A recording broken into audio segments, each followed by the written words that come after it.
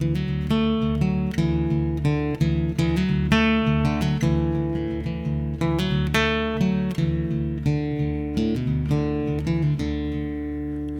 is The Storied Outdoors, a podcast somewhere between Lewis and Tolkien and Lewis and Clark, finding clarity in the stories we tell and the adventures that shape us.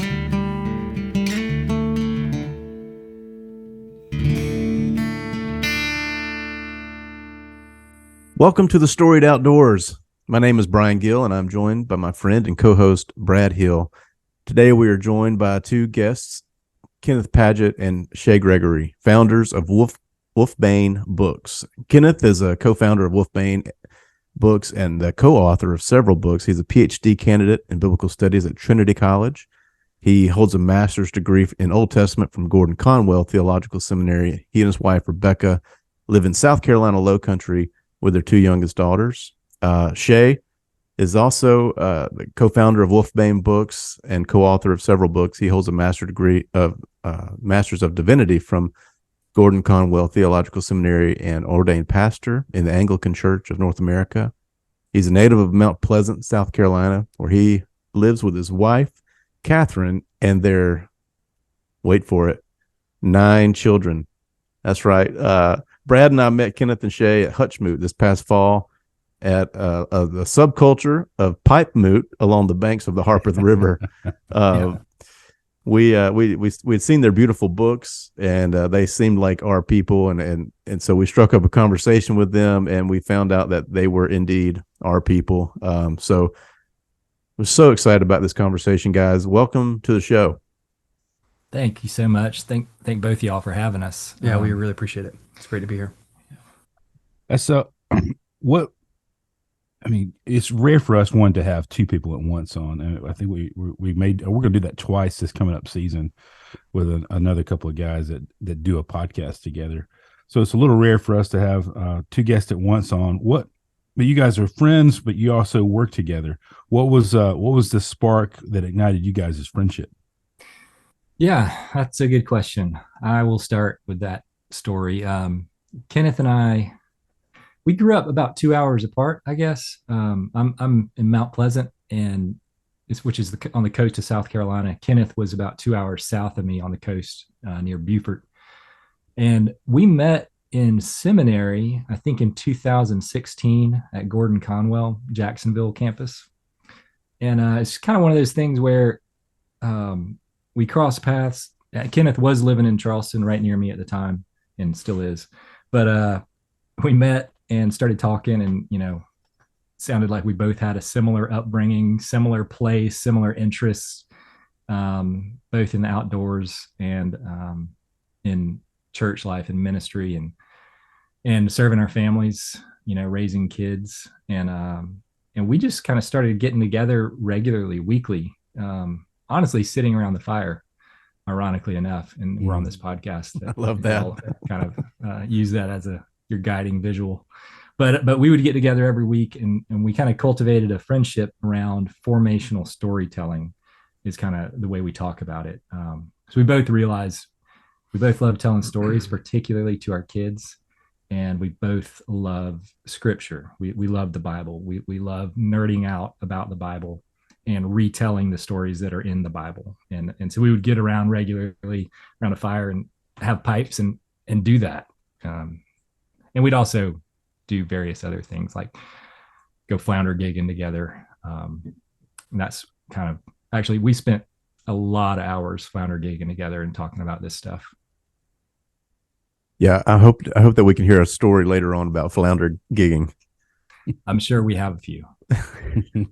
So I'm sitting here, and if you're watching the video version of this, I've got The Forgotten King. Beautiful, beautiful book, illustrated by Stephen Crotts, and the story of God with us. Absolutely breathtaking beauty, not just the visual, but the theology of your books is so rich. It's not just some fluff that people threw together. It's very, very rich theology, and I love that. So all that to say, you've got this huge idea, you've got these storytelling ideas. What brought you to say, you know what, let's start this publishing company? Yeah, like Shay was saying, developing this friendship around storytelling, especially to our kids. I mean, we're both in the throes discipling children, and our families. And we were both in seminary, and taking some of what we were learning in seminary and relaying that to small children became a passion for us. How do we do that? How do we encourage each other to do that? And I had a story that I had been throwing around in my head for about a decade, and over pipes and a campfire, shared it with Shay, and he came back the next day, and the whole thing rhymed.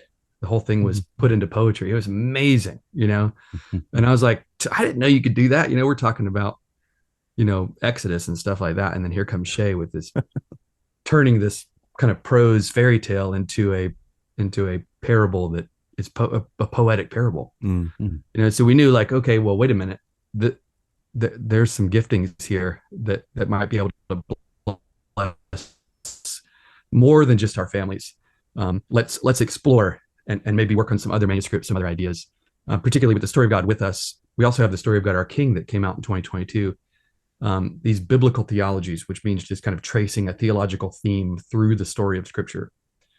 We wanted to create resources that a family could take a visually stunning tour through the story of Scripture in one sitting, tracing a theological theme. We wanted to create resources that could do that. And ultimately, long story short, is we thought that perhaps us doing it as a publishing company, as a publishing house, starting a publishing house that has a particular ethos of this kind of storytelling that encourages family discipleship and cultivating biblical imagination through storytelling. We felt like, hey, let's give it a whirl on our own. And we just turned a year old as far as actually publishing. It was a couple years run up to get everything going.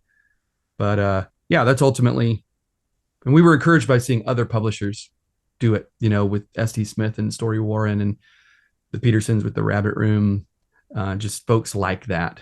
We saw them out there doing this, and we wanted to emulate what they were doing, but kind of crack open maybe biblical studies and family discipleship more specifically. Yeah, let me piggyback real quick on a question right here, Brad. I'm sorry to cut you off, but what is it about having your own publishing company that you couldn't get from trying to get these published somewhere else? Is there a freedom there, or is that what was the benefit, I'm guessing?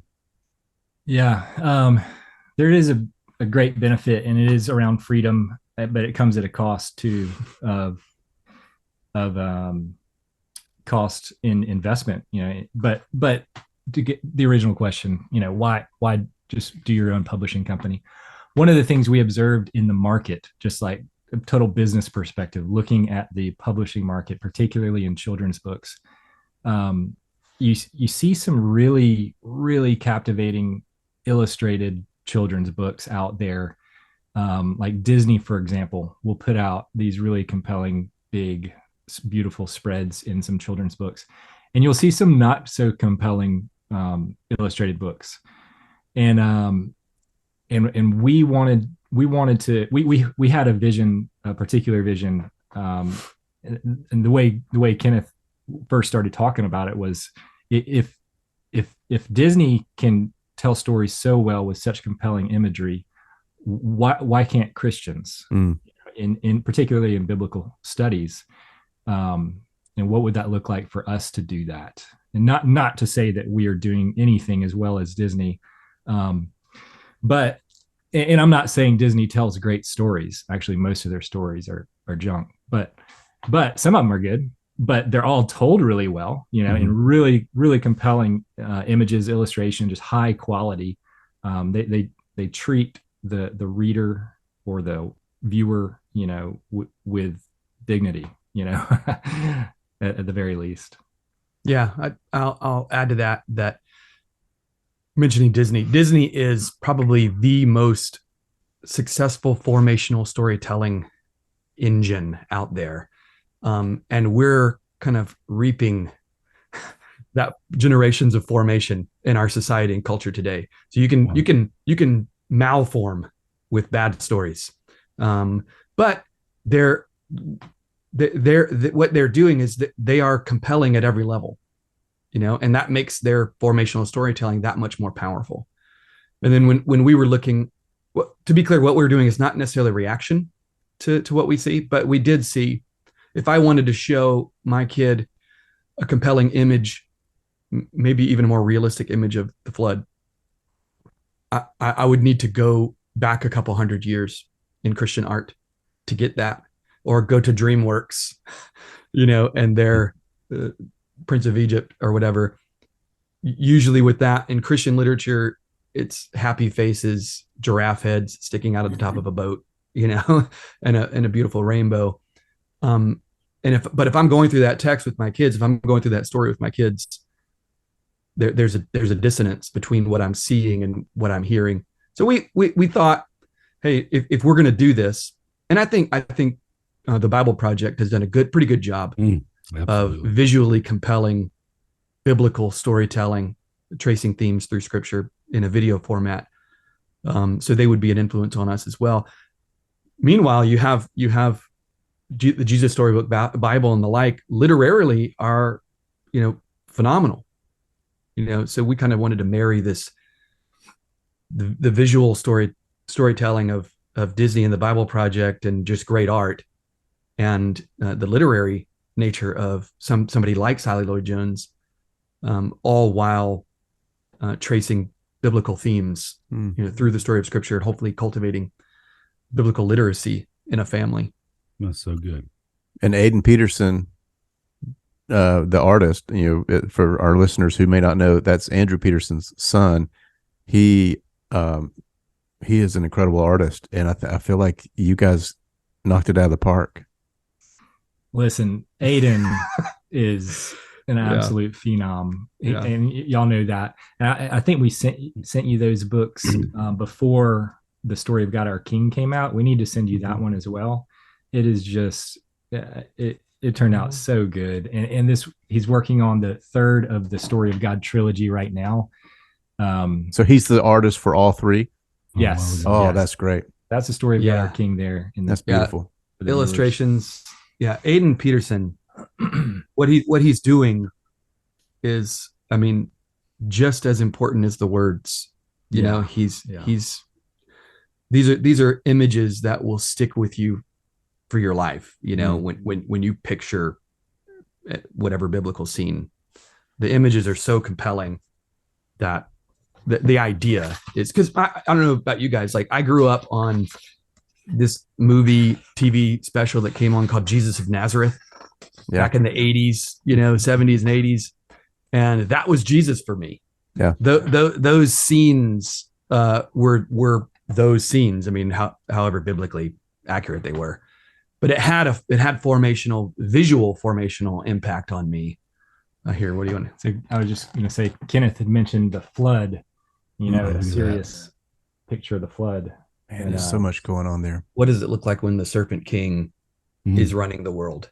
Violence, death, rebellion. What does God's mercy look like in all of that? Preserving a family, starting over on a mountain in a vineyard, be fruitful and multiply. That's incredible. Yeah. Anyway, I know that your listeners can't see what we just did, but I tried to describe it a little bit. We'll have links to that. Cool. Yeah. Hopefully that'll drive them to go find them. It looks beautiful. Without knowing anything about your publishing company, when I hear the name Wolfbane Publishing, it's very interesting. What's the inspiration behind that name in particular? Yeah, that's a good question. And we, in the beginning, we were asked that so many times. People just shooting us a message on social media. Hey, by the way, the sticker made my cooler. By the way, so. Awesome, Ooh, nice. Nice. That is fantastic. I feel so honored. Cooler sticker. I mean, that's high status. Oh man. Oh yeah. That's the prime one I real stand estate. on when I'm fly fishing. So it's right there. It goes with me on the adventures. Well, yeah. So we, as we were asked that so many times, we actually ended up making an explainer video about the name, and so where it comes from. And that explainer video is on our website. But where it comes from is a scene in Narnia. It's in The Lion, the Witch, and the Wardrobe, where Peter Pevensey, he's talking to Aslan. Here's the horn being blown. I guess it's Susan. Is it Susan blowing the horn off in the distance? And in that moment, Aslan is telling him that he's going to be the High King, but Peter just drops what he's doing, runs because he knows his sister's in trouble, slays Mogrim, this big wolf, and saves his sister. You know, she's up in a tree, and Mogrim was trying to eat her. So you get this young boy who basically steps into warrior mode, and he acts with real agency, right? Because Lewis treated his characters and his readers with dignity, with a certain expectation of maturity. He was always calling them up. So in that scene, Peter is knighted Sir Peter Wolfsbane of Narnia. Aslan named him right after that happens. And so we use Wolfbane instead of Wolfsbane, just because Wolfbane Books has a certain alliteration that sounds a lot better. But so we just tweaked it a little bit, but it's in homage to Lewis and that's great. His ethos. Yeah.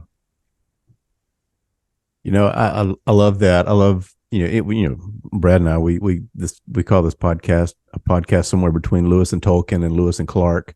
And Yeah. so anything Lewis, we're drawn to that. So that's that image is so compelling, and it's the idea of this child becoming something else. What is your when you think about the purpose of Wolfbane, and what you hope it will do to the world, what would you say to that? Yeah, I mean, as Shay was sharing with the name, there is a level where Aslan and Lewis through Aslan, what's being communicated in that scene is he's not underestimating children.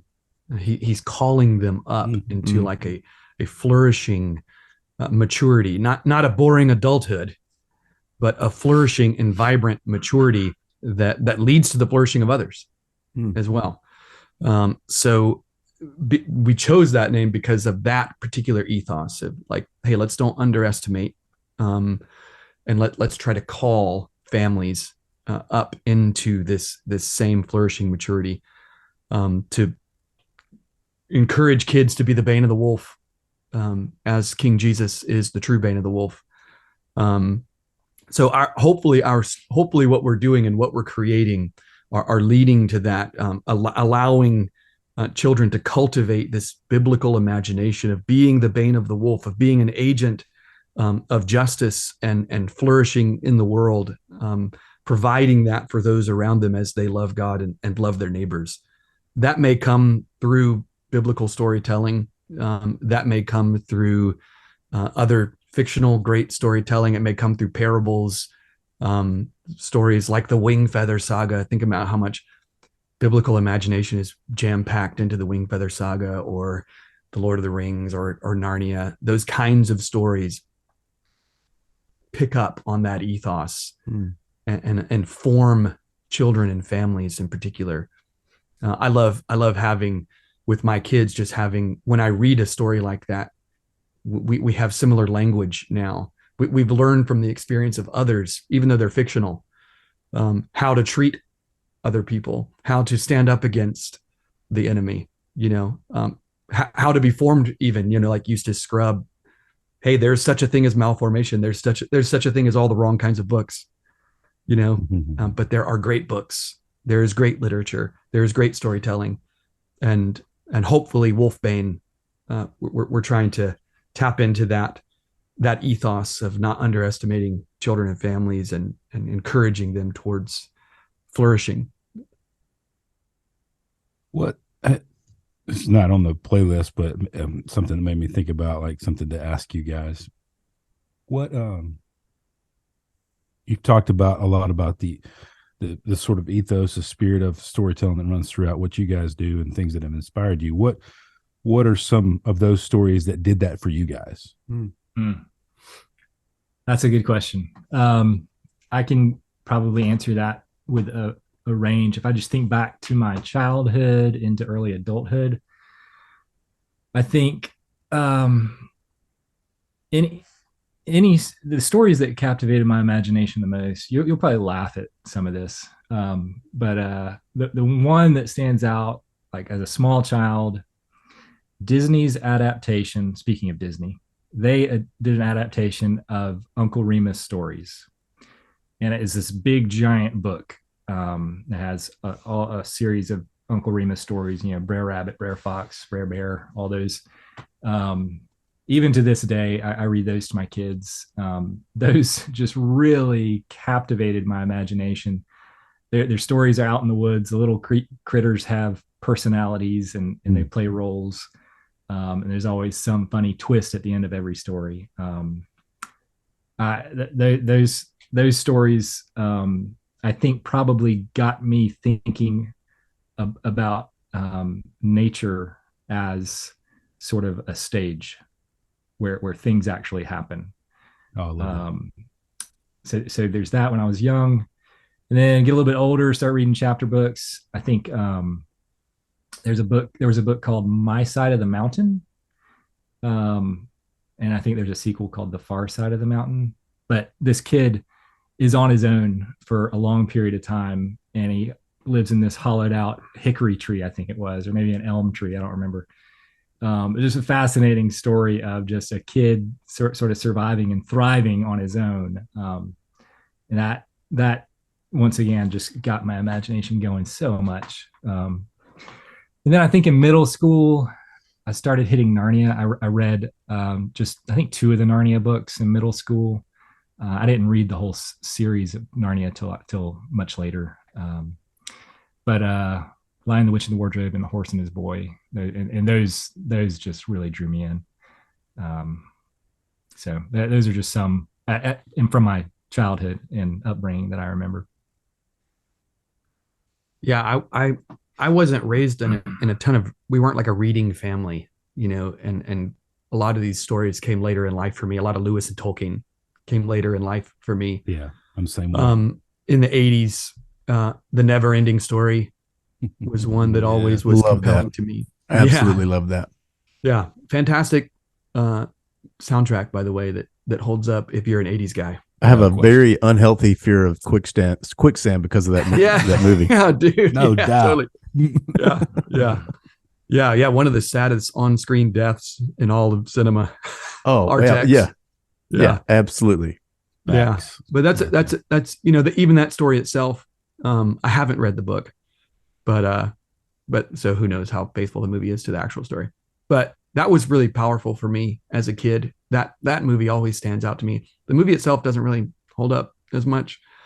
That would be a good one to redo. Mm-hmm. But yeah, that just in the whole idea of dreaming and imagination, like falling away, and there's this whole other world, that this kid is opened up to that is falling apart because, probably just because of like sheer materialism, things that distract you, and the rat race of life, trying to call children into dreaming again, believe again, dream again. That was always big for me. And then I was always like a big, like war movie kind of guy, Saving Private Ryan, movies like that were always real profound. It's Schindler's List, observing evil, at a particular level has a formational value to it. But and observing good, overcoming that evil, all those are the greatest elements of any story anyway. The truest elements. Calls to mind the great Chesterton quote, fairy tales, don't tell children that dragons exist, right? They already know dragons exist. Fairy tales tell children that dragons can be killed. Yes. Right. And so Perfect. I love that. Yeah. That's great. So what is it about storytelling that you're drawn to? You guys kind of bonded and created this friendship over storytelling, and you continue to make a business out of it, but also it's more than a business. It's part of your life. What is it about storytelling that you're drawn to? Yeah. Good question. I have to think about this one, and Kenneth, you can jump in too. But I think my immediate reaction to that question is, I think about parables and the way Jesus told parables and why he told parables. I think every story has parabolic elements. Not every story is a parable intentionally, but in a sense where every story has the ability to draw us in our imagination to a different place, step outside of ourselves, and see perhaps a reality of a situation. And in a parable, come to find out, well, that's your reality, but stories all have that ability where you're able to step outside of the confines of your little life and enter into this other story in your imagination. And in good stories, you can grow in wisdom, when the storytelling is done well. Storytelling at its best, you grow in your faithfulness to God. That's to me, that's the beauty of storytelling and the value and why we're motivated to tell stories. It's almost like magic, it's like casting a spell, in the best sense, a spell of truth, anything to add there? Yeah. I would say two things. One is when you crack open the Bible, you learn that the world began with words, that we live in a spoken world. And that says something profound about God. His word became flesh and dwelt among us. His word does not wither. This world is storied. We are created in his image, and we receive and we tell story. Whether we're going to the grocery store or going to war, we relay that in short stories or long stories. We perceive and receive through story. And it reminds me, basically I'm saying we were created for story. God is a speaking God who's telling a story, and we're characters in his spoken world. And it makes me think of a quote that is often attributed to Andrew Peterson, but if you actually, Andrew says, I heard a guy say, but it's that if you want a child to know, I'm paraphrasing, if you want a child to know the truth, tell them the truth. If you want them to love the truth, tell them a story. As to what Shay was getting at, that story has a way of penetrating what bullet points can't penetrate, what sheer information can't penetrate. Yes. Story has a way of getting deep into the marrow of who we are. Right. Yeah. I would say like catechism has its place, but narrative trumps catechism in forming what you love. Yeah. And then I guess the question would be, how do we bring those together? Is it, because it seems like that's kind of what you guys are doing. Yeah. I was about to say that too. Yeah. And so in a way, yes. I mean, for example, when we write these stories in the Story of God series, we tell this narrative, but we have systematic theologians read through them to make sure we're saying the right things, make sure we're not heretics, Which that's wise. Always smart. Yeah. Exactly. Yeah. I think that the idea of Wolfbane, we behind the doors call ourselves a story house. Like we want, our plan is to publish stories. We wanted to lay a foundation in what we were doing, and this is the thing that brought Shay and I together in the first place, was the story of God. Here is the true story of the whole world, and here we're running over it multiple times, running over the same story multiple times, pointing out different theological themes. what is this communicating to us about God and about his world and about us as his people? Focusing on a particular thread allows us to traverse the story in one sitting. But hopefully, by presenting it as a story, that, as the Bible Project says, it's a unified story that leads to Jesus. They're also trying to capitalize on the power of story itself as a way to shape. So hopefully that's being communicated and done through the Story of God series that we're working on now. In this, in the Story of God, there's some repetitive elements there, and there's this line that keeps coming up: "Always and forever, world without end." Where'd that come from? Yeah, so that part of the formational aspect of what we do with those stories in particular is there is a refrain in the Story of God books, and so in the Story of God with us, what you have there, so he could dwell with us and we with him always and forever, world without end. The idea is, you tell a kid a story and you ask him what was that story about that we just read. Hopefully, after hearing the refrain over and over, they'll be able to recall that, and they'll know this is what God is doing in the world, basically. That's the point of the story, and that's what liturgy does to us. Even non-liturgical churches, you have liturgy. Things that you do every week to week, and that forms us. Things you say repeatedly, for example, or actions you do. So that's why we have that as a refrain. The world without end part, that's an old translation. You can find it in the King James. You can find it in New King James. You can find it in the Coverdale translation. In the Old Testament in Hebrew, it's this phrase, olam v'olam, I think, which is forever and ever. And in the King James, it's very often translated world without end. So it just means forever, basically, forever and ever. And it's just a really poetic way to say it. That's cool. I found my kids, when we go through it, they would start, that would be the part that they would remember from the previous section, and they would say it with me.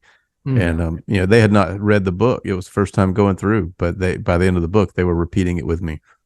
Yeah. And I would just add, another beautiful thing is it, instead of saying forever and ever, you say world without end. Suddenly forever and ever becomes very concrete.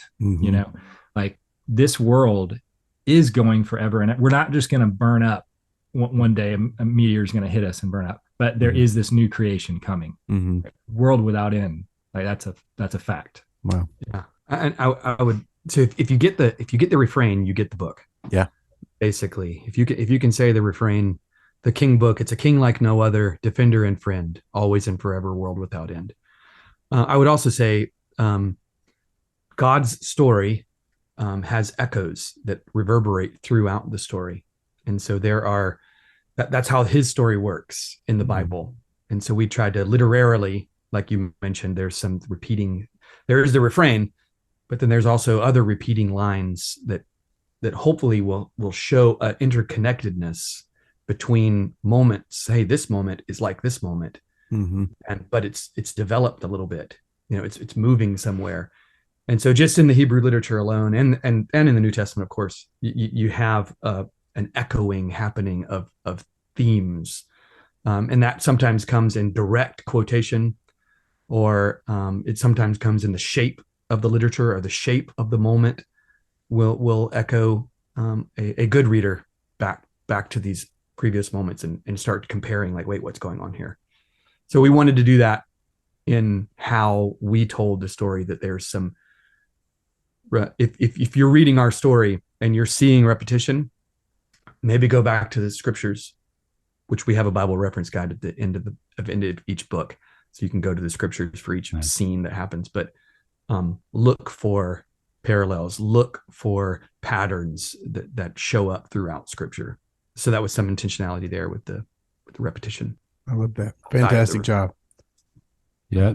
That recalls to mind, I remember Eugene Peterson talking about, having an imagination, and then he riffed on, the parable and metaphor And I like how he says that they're active and they invite us into those stories, like you said. So it made me think about that, as Shay, as you were talking earlier, of, as the beauty of Scripture is it is those metaphors and the way Jesus taught and those parables were these active things that we got to enter into and help us to understand them. And so, like the story, that's the power of story that you guys are talking about, and what a beautiful way to continue to grow and unpack people's imaginations on theological concepts and growing deeper knowledge of the God that is the great storyteller.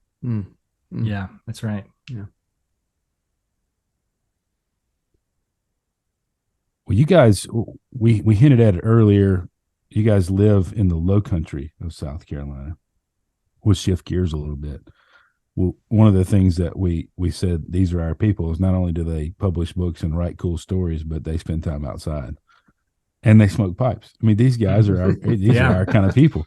That's right. So what are some things you guys love doing? And perhaps, marrying the two, what are some ways that your time in the outdoors have impacted and influenced your storytelling? Oh, goodness. That's a big question. Things we do in the outdoors, that's probably simple enough. I mentioned flounder gigging because that was a point where I sort of really gave us something to do together, something Kenneth grew up doing, and I was currently doing a lot of at the time. Which I still do. I take my kids out there a good bit. For the people that listen to this that live on the interior, I live on in Mobile, Alabama, down here on the Gulf Coast. Yep. And you guys live up there in the low country of South Carolina. What in the world is flounder gigging for those that have no clue what you're talking about? Okay. So flounder gigging is probably one of the greatest outdoor activities you could possibly imagine. Not to I'm oversell it. Why. No bias at all. I'm going to tell you why. So, you can go fishing and now, Brad, I know you're a big fly fisherman. Brian, you too, I think. And that's awesome. And why is that awesome? Well, it's because it's kind of like hunting, right? Because you're kind of like top water by sight. You see the fish hit it. And there's a lot more than that as to why it's awesome. And I know that. But so flounder gigging is when you go out at night. You're in usually a little skiff, some type of flat bottom skiff.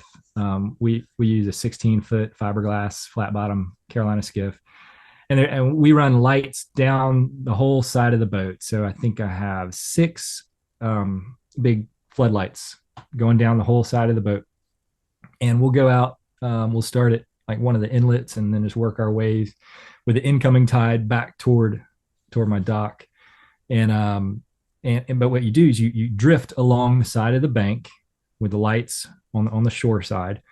One man's on the bow, one man's on the stern, and you got these big long poles, like 12-foot poles and on the end is a gig head, which is like a trident, sort of like a barbed 3-pronged trident. Gifted by Davy Jones himself. Exactly. Yeah. with a note. And you use those to kind of pull along the edge and drift with the current and or the wind. Usually you try to go when it's not windy. But you get in and you look for fish, and we talk about it as flounder gigging, but we are gigging all kinds of fish. So right. As soon as you get out there, you flip on the lights. It's a calm night. Water's like glass. You look down, crystal clear water, and it is like you are penetrating some other dimension. Like you are invading this other world that you don't belong to, because you are seeing like all sorts of different things. You're seeing crabs, conchs, jellyfish, horseshoe crabs, stingrays, blowfish, gar, sharks, spot-tailed bass, trout, flounder, sheep's head, all the things, turtles, manta rays, and so it's like going to the aquarium, but you get to collect the things that taste good. By stabbing them, right? Impaling them. And so, like, one of my buddies who I gig with a lot, he said he says in this wonderful country accent, "It's like God's grocery store." You're just going along there, just picking up meat. You're not like picking berries off the vine. You are picking up meat, and it is such a gift from God. Which one is your favorite to eat? Unlike hunting, you can talk while you're doing it. Oh yeah, that's right. Yeah, it's a conversational sport because you're not going to scare the fish away. They can't hear you. Right, that is good. But the favorite to eat, it's probably a close call between sheep's head and flounder for me. I've had flounder. I've never had sheephead. Well, stuffed flounder. You do it right. Yeah. Pretty delicious. Sheep's head is delightful. It's even lighter and flakier than flounder. Mm. Yeah. Do your children go with you? Yes. Not all 9 on a 16-foot boat. No. No. I can take 3 kids max. And yes, this past season, I took them a fair amount. I try to take them more and more, and it eats into my time with Kenneth, but those darn kids, which disappoints Kenneth. But they love it, and they've gotten honestly just as good as Kenneth. Well, I don't know. Whoa, sorry. Chill. Whoa, sorry. Strong words. Yeah, those are strong words. I will say they are just as good as any other average gigging partner who I would bring. Maybe not as good as Kenneth. Because I'm clearly above average. Obviously. Yes, obviously. Right. Yeah. Right. Yeah. I love that. Kenneth, do you have a skiff also, or do y'all share one? No competition. Yeah, so that's why I get frustrated with Shay's kids because they're taking my time. Yeah. I go with Shay. Right. And but it's all right. I hold the key to that adventure. I know the power of doing it as a kid, the delight, because I grew up doing it with my dad. Mm. And yeah, I'm happy for them to partake as much as they can. That's good. And honestly, when you have 9 kids, the best part about it is the next day I may spend 3 hours cleaning fish, but I've got a freezer full of fish all the time. There you go. Yeah. Actually providing for his family. Yeah. It's not just a sport. It's right. Going down to God's grocery store, right? That's right. That's right. Exactly. Oh man, and this is, like you said, this is something you can do at night. And there's also a little bit like you're out on the water at night, and there's a little bit of like mystery and a little bit of, you're not at risk, but it's in the dark and you're out on the water. And so there's a little bit of that sense of adventure as you roll out. Big time. Mm-hmm. Big so time. So all of that is so deeply formational. Just think about how much fun that, for a kid, to go out in the dark with dad, with a trident and to see what animals that you might find and bring home to eat. That's so good. You alluded to it earlier. We do love to call this sort of a digital campfire. And I love that that's something that drew you guys together, is sitting around a campfire and just sharing life and talking and telling stories. And that's one of the great places that stories have been told for longer than we would probably even realize. Is ever since fire is invented, stories have probably been told and acted out around the fire. There's a story about inventing fire somewhere. Oh, I'm sure. Yeah. All I can see is Tom Hanks on that island. Right. But what you guys are sitting around a fire, what's your favorite go-to story to tell around the fire? Yeah, good question. So I get asked all the time by all my kids to, hey, Daddy, tell me a story. So it's like I always have to have a story on the hip, Have one locked and loaded, ready. Huh? Yes, right. And so I have like buckets that I can draw from, like categories or seasons of life. When I think about like a hunting story, a hiking story, a fishing story, a flying story. I used to do some flying, or just a childhood story. But I can think of one that is a little bit exciting and maybe embarrassing, that my kids like, and that is a flying story. So when I was in my 20s, this was before I got married. I less responsibilities, some extra money, I learned how to fly. And then my dad and I got this tiny little seaplane, this little open air cockpit. Ultralight. It was a light sport category, 2 floats, tandem seating, one in front of the other, flying with a stick. And it was amphibious. So it had landing gear that was retractable with this big lever, clunk kind of a thing. Super fun. I mean, it's a little boy's dream, basically. And we have some family land with a little 20-acre pond, and we would fly it in and out of there. We kept it there. And this one time, so at this point, I was married. I flew until we had our 3rd child. And at that point, for various reasons that you're about to hear about, I quit flying. My cousin, who's my age, cut my college roommate till he dropped out to join the Marine Corps his senior year, which I always make fun of him for. But his name's James. Make fun of a Marine? That's not a great. Yeah, no, it's not really a great. Hope you got that trident, Andy. Yeah, that's right. Yeah. No. But so he's my best friend, and we just grew up neck and neck together our whole lives. We decided to go take the plane about an hour inland to scout out this island in the middle of this lake called Lake Moultrie. Beautiful day. I mean, I thought it was a picture perfect day for flying. And we take off from our family's place and we start cruising inland, cruising kind of northwest. And we follow the Cooper River from Mount Pleasant. We follow it inland and it kind of meanders and it's just gorgeous. We're crossing over Mepkin Abbey, which is like this picturesque sort of place where monks live, and just wilderness as well. And we follow the Cooper River all the way up to Lake Moultrie, which is one of these lakes that got flooded in the 30s, that was created, kind of a New Deal situation, I think. And a lot of the plantations were flooded. And so therefore this lake is big and shallow. If you know about the topography of lower South Carolina, there's not any hills. So it's big and shallow.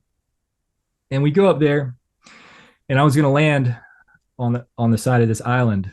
And so I go in for the landing, and I notice as I'm getting close to the water, and at this point, as far as being a seaplane pilot, I'm not super experienced. Okay. I've landed a bunch of times, really, really confident flying this airplane, but I haven't done a lot of exploring, landing on other bodies of water. So one of the things about learning how to fly a seaplane is you have to learn how to read the water. And there's these telltale signs about what the wind is doing according to what the water looks like. Things like whitecaps, water streaking, all those things. Okay, so I'm looking at the water, and the water looks calm. I don't see any hints of white anywhere. But as I get down closer on final approach, I notice that there are these low rolling waves sort of far apart from one another. And that's something I couldn't see from the sky. It's something I've never encountered. And I get down and I'm looking at the rollers and I'm thinking to myself, gosh, I'm going to have to time this right between 2 rollers.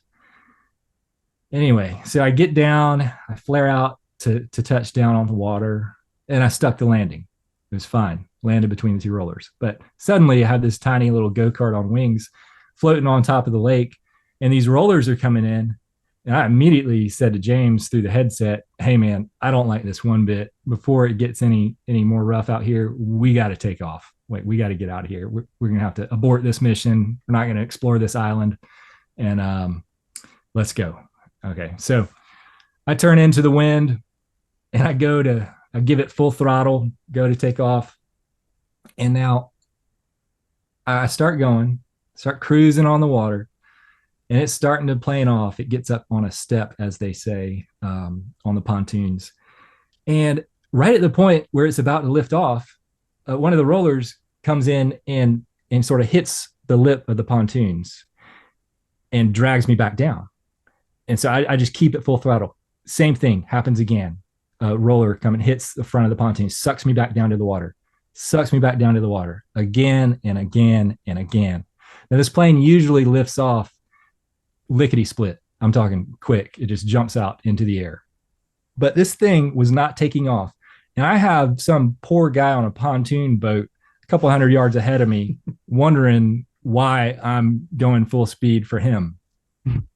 I have a choice to make.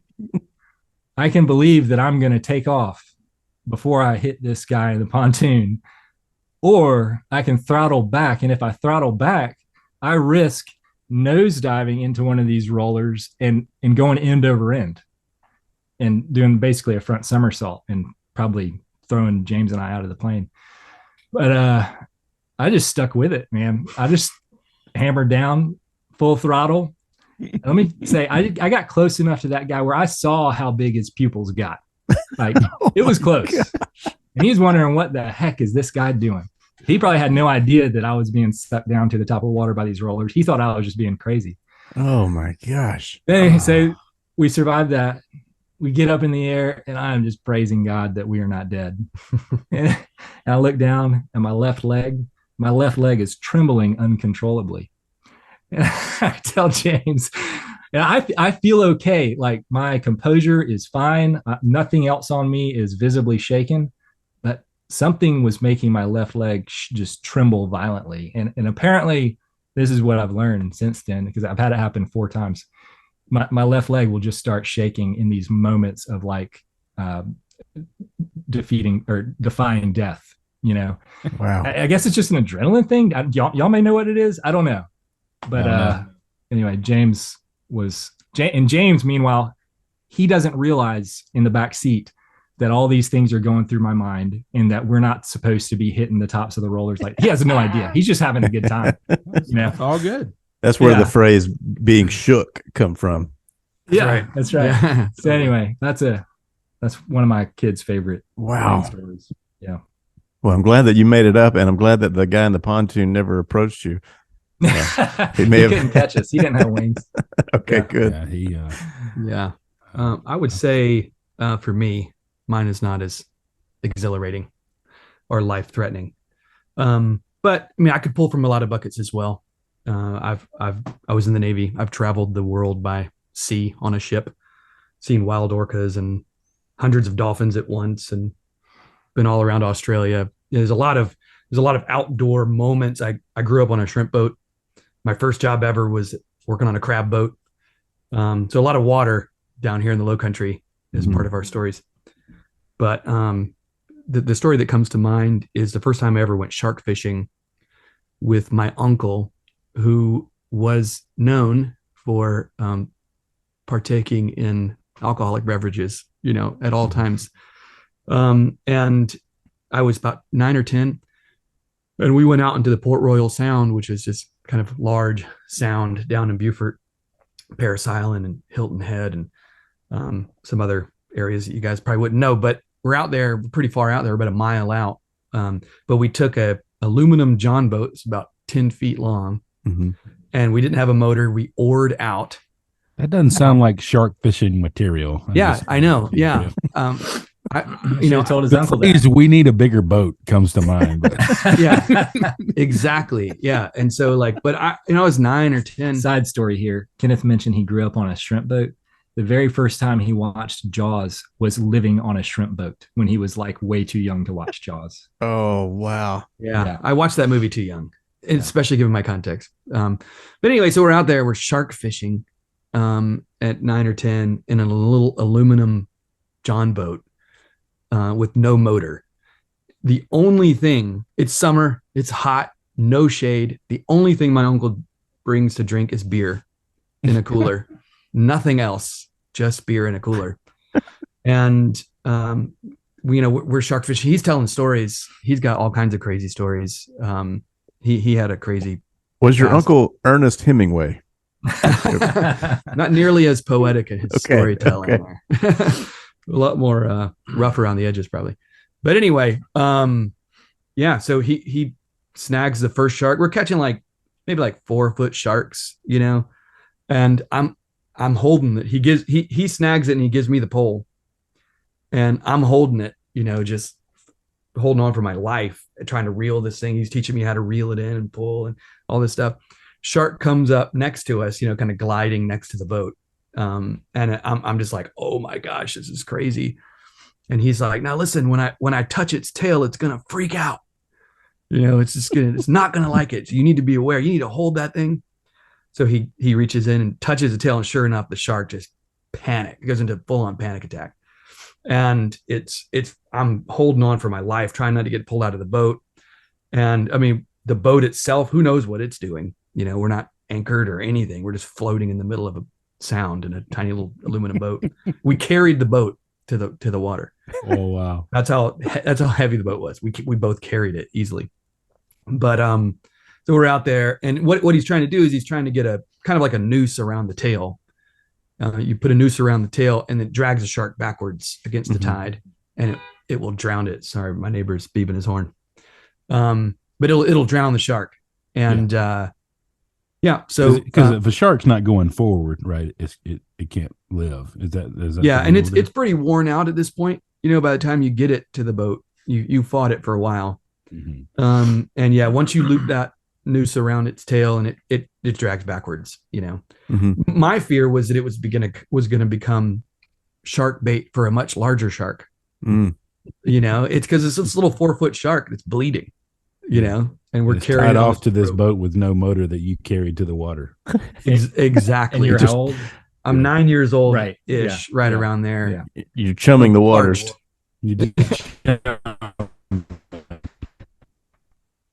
Yeah, exactly. Anyway, when we go down to grab the tail, the shark bends up around and latches onto his knees. Oh. Drawing blood, or whatever. Now he's chumming. Yeah. I'm in full disbelief. It'd have been funny if there had been a camera on me. I don't know what I was doing, but yeah. Anyway, he was totally unfazed. I mean, he's just kind of one of those guys that were born and came out and slipped into the ocean. Leathery skin. He was a Navy diver. Yeah, leathery skin, tugboat captain, just born and bred on the water, basically. He was totally unfazed by being bit by a shark on his knee. And there was blood on his knee. We ended up staying there for several more hours, catching more sharks. But yeah, that was pretty eventful for me as a kid. I feel like he's the kind of guy that would say, I got bit by a shark again. Yeah. Oh, yeah. Again. Yeah. Oh, yeah. He was telling me stories about big old sharks jumping in the small boat. He jumps in the water, back and forth. I'm just scared. Oh, my goodness, man. Anyway. Those are two great stories. Thanks for sharing. I love it. Yeah. I love it. Yeah. Oh, man. Oh, we do have one more story that happened to both of us together. Okay. Oh, yes. Go for it. We could share. Yeah, you might need to edit this one out. This one may disqualify us, actually. Yeah, it's pretty remarkable story, interesting story. We still don't know what to think of this. We're still these are the best kinds. We're building it up. Yeah, I'm so excited. It's probably worth sharing because it's interesting. Yeah. Yeah. So Shay's family has a house up in Lake Lure, North Carolina. And you kind of look out of the house and there's a deck. It's in the mountains. In the mountains, yeah, sorry. Yep. And there's a dam that's, I don't know, maybe 200 yards, 300 yards. Yeah, 300 plus. yards. Yeah. Right out there. And what we were doing is, I think it's this, no, for the story of God Our King, you want to pull up the page? We were writing together. Our families both went up to the house. His family's asleep. My family's asleep late night, smoking pipes, out on the deck patio. And he's looking out towards the dam at the water. I'm looking towards him. We're at a table. And what we're doing is we're coming up with we're writing the scene in our latest book. Here, I'm going to pull it up here. We're writing the scene in our latest book where the angels appear to the shepherds. Mm-hmm. Okay, so we're writing these words. Mm-hmm. And we're just, a lot of it is just kind of like reflecting on theology of angels, what's happening in Luke, what's actually going on. And we're out there for hours. Just the entirety of our conversation is about angels. It's about the angels appearing to the shepherds. It's about spiritual beings. It's a pretty edifying conversation to just sit there and talk about God and the Bible for hours and try to figure out how to communicate this to our children, and then for families to use in such a way that families can use. And I'm facing Shay. I don't know what time it is, but it's well past dark. 10 or 11. Yeah. I'm facing Shay, and what I see out the left side as I'm facing Shay is like the forest, the woods. And it's a bunch of pines. And there's this orange glow that's like shining down from above the trees, down in lighting up the underbrush of the trees, you know, and it's kind of moving a little bit. And I'm not even thinking about it. We're just talking about stuff. And I'm just noticing, oh, maybe that's a street light somewhere that I don't know. I can't see the light, but I can see but it's moving through the forest. And I'm like, what in the world is going on? And Shay's typing, you know, and I'm processing what I'm seeing, and I'm telling Shay, like, Shay, what is this? You know, like, come here, come take a look. And so Shay gets up. He knows that I'm seeing something that he ought to be looking at. And he comes around and stands next to me. We're standing right at the corner of the patio area, the deck. And from above the tree line, maybe about 50 feet above the trees, comes this fire, like a ball of fire. But it wasn't well defined. It was like a campfire on each side. Yeah. If I'm honest, I'm only mildly comfortable talking about this. I know. You can edit this out if you This is so strange. But carry on. Might as well tell us. Yeah. Anyway, so we see this fire, and it's a pretty steady movement right above the trees. I mean, low enough to light up the underbrush of the forest there, comes out over the water. And Shay and I are like kind of visually, verbally processing what we're seeing. And this fire ball, I would estimate was about 6, 7, 8 feet in diameter, you know, and it stops right over the dam. It just stops, and it's just sitting there. And we're talking about, you can see this, right? Like, I can see. Yeah. We're confirming that each of us can see this. So yeah, a little bit of background. Like, Kenneth and I, we don't drink. We happen to not drink alcohol. Just saying. We were smoking normal tobacco. Smoking tobacco. That was it. Okay. And Kenneth was an air traffic controller in the Navy on ships in Persian Gulf. I used to be a pilot. Like, we know what things look like. Pretty decent aviation background between us. And we're standing there looking at this thing, scratching our heads, just kind of in wonder. We don't know what to think. I still don't know what to think. But I think we're telling this story for a reason, maybe. But this thing just comes across, like, as Kenneth said, stopped sort of over the dam and just sat there still, motionless. And we watched it for, I don't know, it sat there for less than a minute. And it just disappeared. It was the oddest thing we've ever experienced. And we have no conclusions on it. But, I mean, I given the context of our conversation, we're talking about angels appearing to shepherds in the night sky. And we obviously, we're Christians. We have a supernatural worldview. So we're in nature, you know, but we have a supernatural worldview. We know there are spiritual beings. That we received it. We decided to receive it together. Just kind of like, hey, we know it's not we went through everything. I mean, we were checking the winds aloft. Yeah, you know? Yeah. We were literally checking, what are the winds aloft doing right now? Yeah. Could this be like a weather balloon? A weather balloon that's on fire or something. One of those fire balloons that people send up. Like, it wasn't like that. It was much bigger and different. Yeah, totally different. It was going against the winds aloft. It was, yeah. At a pretty steady clip. And so we just kind of received it as kind of like a peeling back, back, in dimension. Hey, here's what it looks like to see a fiery presence in the sky. You know, we've never actually, this is the first time we've ever like publicly told that story. So, but the purpose of it was it ended up encouraging us in how we were communicating the scene. We received it as a nod and a blessing from God, you know, to continue on with what we were doing. We were having the most like God exalting conversation you could possibly have, you know, in that time for hours. I actually took a picture I have some pictures. But it's kind of like the taking a picture of the thing that you saw in Yeah. this. Wow. It's kind of like when you take a picture of the moon with your phone. Yeah. It doesn't really work, but Laughably inadequate.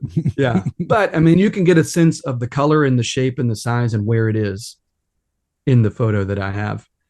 But probably clearly not meant for that. We're not going to be writing, like our 5 minutes in heaven story or or anything like that. But it was a pretty interesting outdoor experience for Shay and I, writing that particular scene at that particular moment. Oh, wow, man. And there's there's things that have happened to me in the outdoors that I don't know how to explain. Mm-hmm. I mean, it's like, I don't really know what to think of what just happened. I don't know what to think of what I saw or heard, whatever it is. What a fascinating encounter for both of you to have together. I mean, I love it. Right. We don't want to make any bold claims about it. Yeah. I mean, and it doesn't have to process it. Yeah, exactly. And I think that's probably the safest stance to have. It's like, this thing happened. Don't really know what it was. Sure. As you reflect,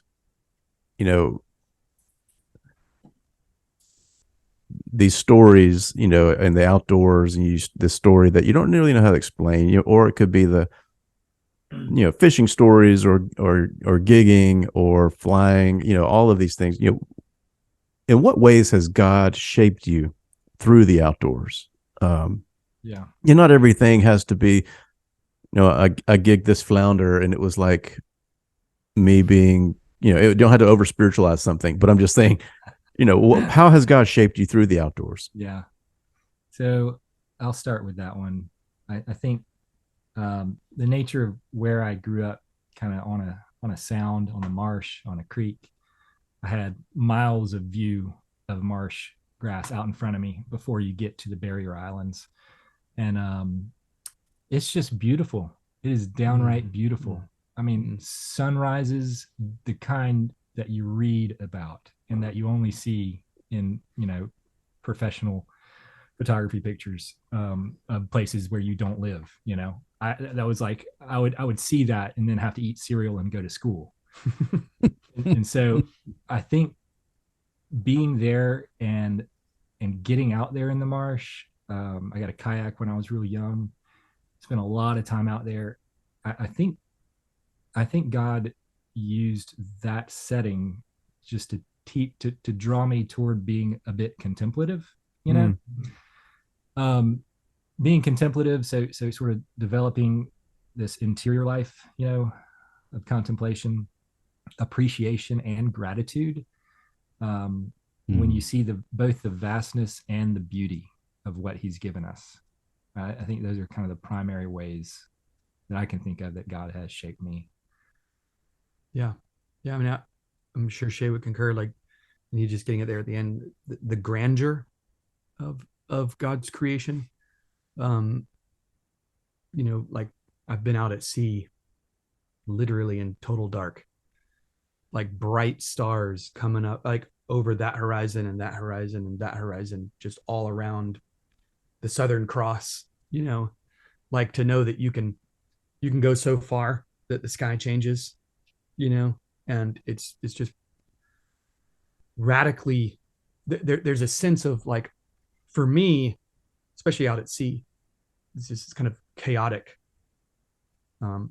aspect. I can't control this, but it is being controlled by someone, and I think, for all of us, we go through moments that we can't control, and knowing that there is someone, and that someone is benevolent,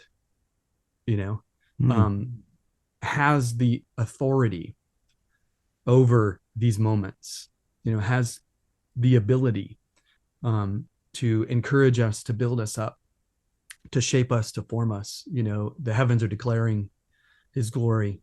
And I think I've seen, just out there in the Pacific Ocean, the middle of the Pacific Ocean, like it has a transformative effect on you. It's kind of like seeing the Grand Canyon or something like that, where it's like, we have so much light pollution almost everywhere you go. You know, you have to get out, you're far, you know, and then you have mountains or trees or things blocking some of that. But being out on the ocean itself had a big formational, especially after I became a Christian in the Navy while I was at sea.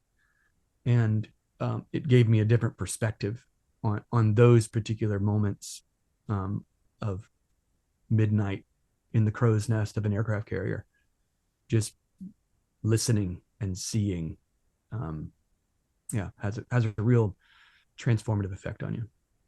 Yeah, I would imagine. Seeing all those stars and the vastness of, what's above. It makes me think about something probably our mutual friend James Whitmer, said in one of our early podcast episodes of being in the outdoors. He said it's you're situated in it. You're important, but he says you're not the point. Yeah, right. And I've always really, really loved that quote from James. That it is every time you're outside, you're reminded that you're a part of the story. The last time I went hunting, there was, and this is really frustrating when you're hunting. I was sitting in a deer stand, and there was like a woodpecker over here, and a woodpecker over here, and a woodpecker over here, and they're having like this drum competition or something. I'm trying to like listen for deer and pay attention to my surroundings. And you're constantly, whenever you're hearing things all the time, you're constantly, squirrel in the rustle leaves or whatever. But knowing that the two sparrows in the forest and one falls, not outside of the will of God. Like when I step into these, like Shay was saying, like the bent toward being a little more contemplative, quiet. I think the more and more we advance in the technological age, the more valuable time outdoors is, to be still and to get out there and just sit in the cold woods for a little while and observe, that God, this little drum competition that these woodpeckers are having, that's interrupting my hunting, is not outside the will of God. It's part of this beautiful orchestra that he has going on, whether we observe it or not. It's pretty, that shapes when you're out there, and it's something that helps me in my faith. Absolutely. Just sitting out there. That's good. What you shared lots of adventures, which I got a little like anxiety when you were telling your plane story, if I'm real honest. Even though you're I'm gonna be sitting looking for his there, left leg. Yeah. And then anything we're doing. Yeah, exactly. Like that's his tell for, are we about to die? Yeah, that's right. The cool, calm face. Yeah, The right. left leg will be shaking. And that's the last time we saw James. Yeah. But lots of adventures, man. What's on the horizon for perhaps it's an outdoor adventure, or perhaps it's publishing. It can be any kind of adventure. But what's your next adventure? Good question. When I hear that question, I think about my kids. My oldest is 14 years old, girl. Youngest was just born. So there's lots of opportunities for adventure there with each of those kids. And No question. Me learning how to raise them, entering the teenage years with my two oldest girls now, re-entering newborn phase for the 9th time. How I should be pretty good at this by now, but I feel like I'm not. This newborn stuff every time. But I do feel like God teaches you over and over again, and it feels like my oldest kids got the worst of us, is the way Catherine and I talk about it. We learned on them, and now suddenly we're older and wiser, maybe less energy. We know how to conserve it perhaps now. But so I think about them, and a real. Actually, I do have an adventure coming up with the kids. My next adventure is a canoe trip. With my 9-year-old boy who's turning 10 in March. I think. Nice. Me and 3 of the boys, 6, 9, and 11, we'll be on a overnight canoe trip on the Edisto River, which is the longest flowing Blackwater River in South Carolina. Wow. It's absolutely gorgeous. Probably put the 10 and 11-year-old boys in their own boats. They're pretty proficient paddlers. And me and the 6-year-old will take a canoe and go with some other dads and sons. Take some lambus bread. Take some lambus bread. That should last us. More lambus bread. Yeah. Awesome. I want to say on the publishing side, Shay and Catherine have recently written a prayer that considers God's kingship over creation. And that's our next book that we're working on. We're having it illustrated by the wonderful Breezy Brookshire. Oh, wow. Yeah. Nice. Yeah. And so we're hard at work on that. Can't wait for I'm that. really man. excited to have that book available to families, especially with small children. And coming from Shay and Catherine, as you can tell, like an outdoors guy, a guy who's considered creation, a pastor, a seminary educated guy who's in the Bible all the time, discipling his kids. It's really rich and really good little board book we have coming. Looking And forward of course, to that. together we're working on the story of God, our Savior, which is the third in this Story of God trilogy that we've got going. Wow. So we're kind of in the throes in that. Aiden's cranked it up on his end. We got the manuscript pretty much where we want it, but it's a long process. Hopefully, come out in the fall of this year. So a lot of publishing adventures as well. That's Man, great. that is exciting things happening for you guys. I love that. I love that you're working with Breezy. We met her in 2019, and I have several of her pieces of art on my wall, and so she's just so talented, man. What a great team that you guys will be.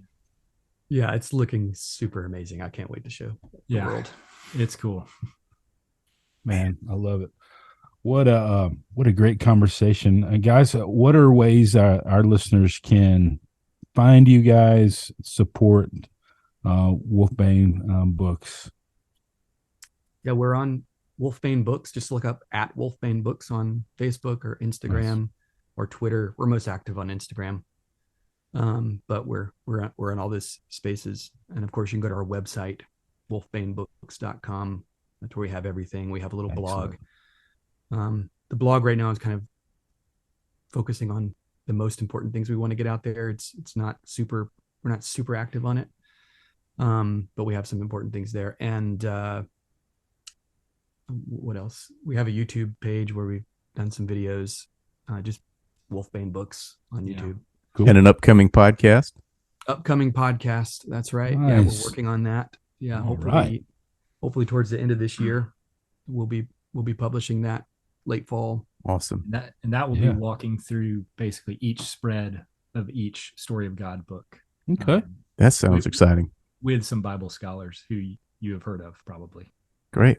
Oh, that's super exciting, man. Yeah, make sure you tag us in some of those posts so we can, reshare any of that whenever that comes about. And we'd love to promote that stuff, man. That's We great. appreciate it. Yeah. Thank you.